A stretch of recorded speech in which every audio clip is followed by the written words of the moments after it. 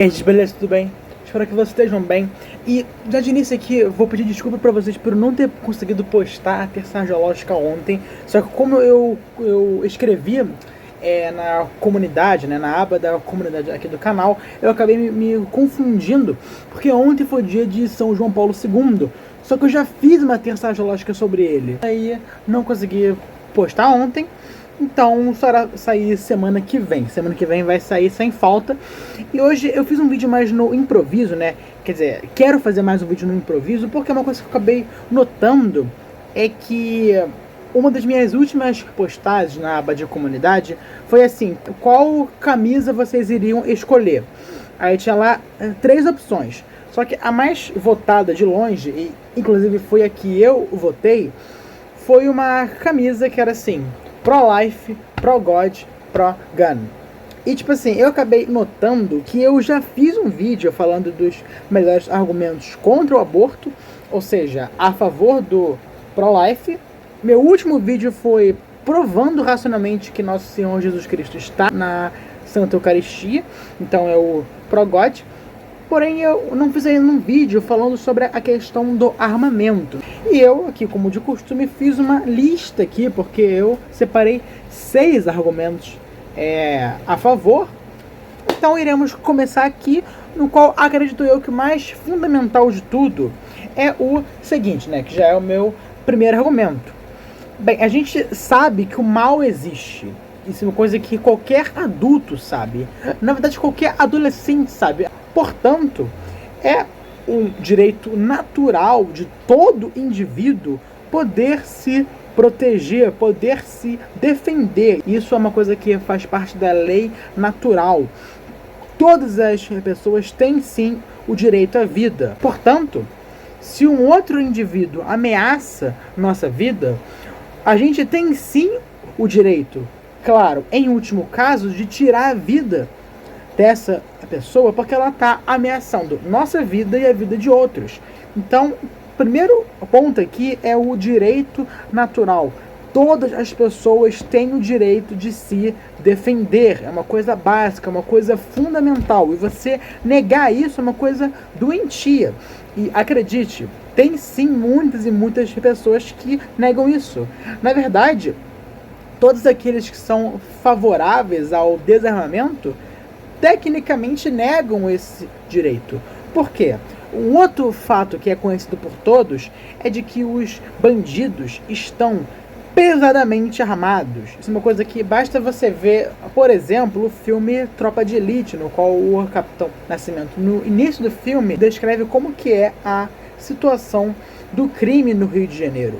Porque os bandidos do Rio, eles estão armados até os dentes e com armas de guerra. Assim, cara, isso é uma coisa assustadora. Porque em outros países, os bandidos não estão tão armados assim quanto aqui no Brasil. E isso se dá muito pelo treinamento que os bandidos daqui acabaram recebendo das Farc e também dos guerrilheiros revolucionários. Portanto, os bandidos aqui do Brasil estão pesadamente armados. Se bobear, os bandidos aqui do Brasil humilham as forças armadas de vários outros países.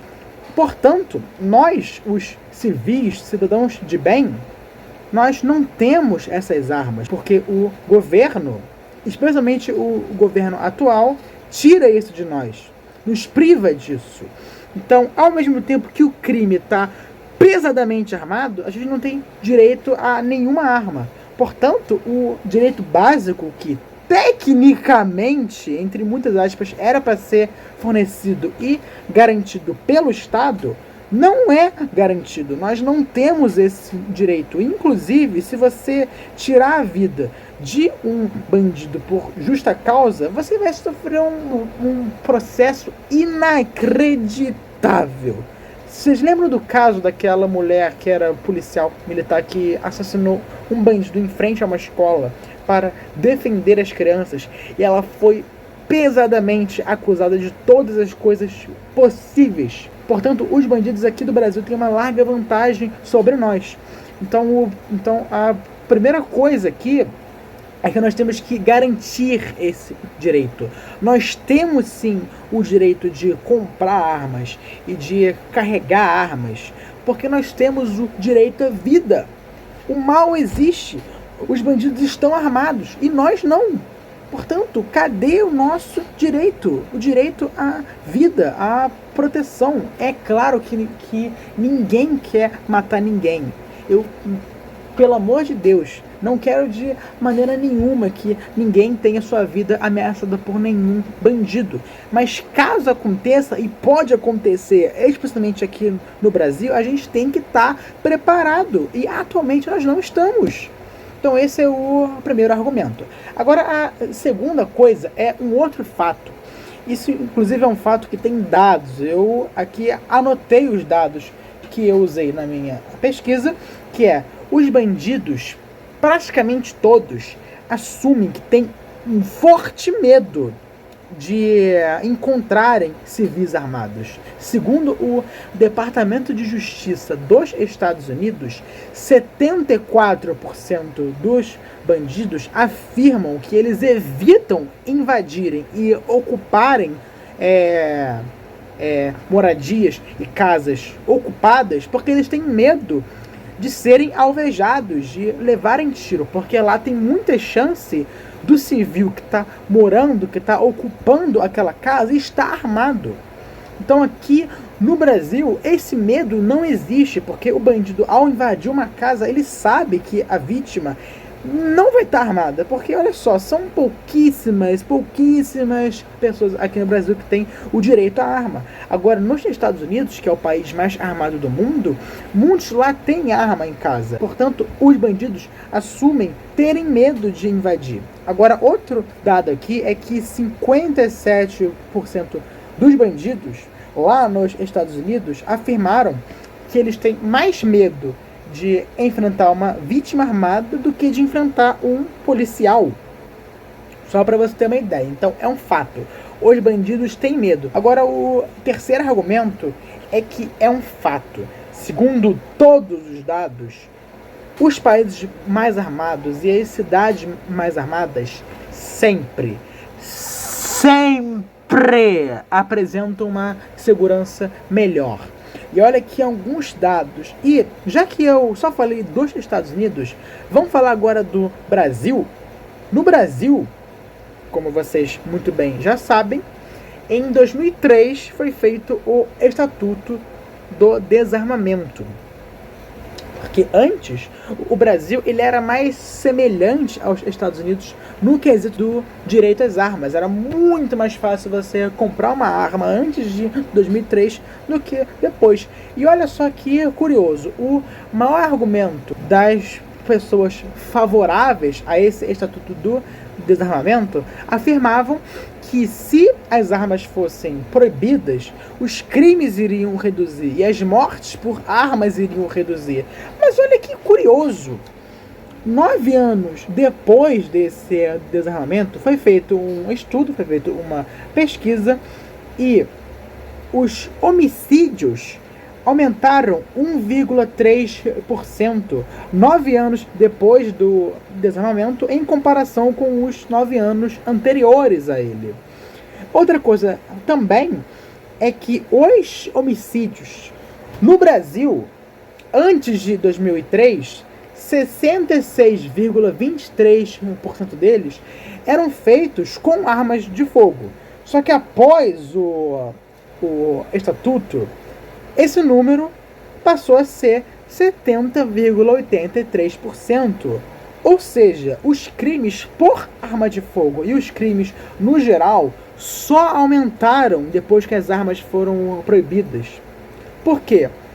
Quem ficou proibido de usar a arma foram os civis, foram as pessoas. Agora, os bandidos continuaram. Então, esse estatuto foi uma coisa que só ferrou com nós brasileiros. Um outro dado que eu esqueci de mostrar foi que, segundo uma outra pesquisa, os 8 estados nos Estados Unidos, os 8 estados americanos com menos armas, possuem 60% mais homicídios por ano do que os 8 estados mais armados. E olha só para citar 3 países aqui que estão na lista dos mais armados do mundo, eu já falei aqui dos Estados Unidos, que é um dos países mais seguros do mundo e é o país mais armado do mundo. Agora a Suíça, que também está sempre lá no topo dos mais seguros, né, do mundo, também é outro país que está entre os mais armados do mundo inteiro. E o Uruguai, que é